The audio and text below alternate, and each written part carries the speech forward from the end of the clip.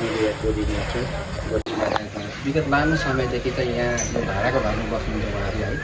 अनि हाम्रो बुवा मेरो बुवा यहीँ पनि यहीँ हुनुहुन्छ।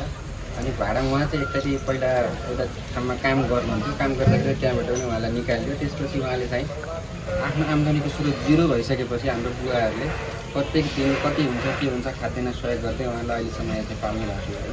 अनि बहिनीले चाहिँ अहिले एसी दिइरहेको बेलामा चाहिँ खाद्यान्न अभाव भएकै कारणले गर्दाखेरि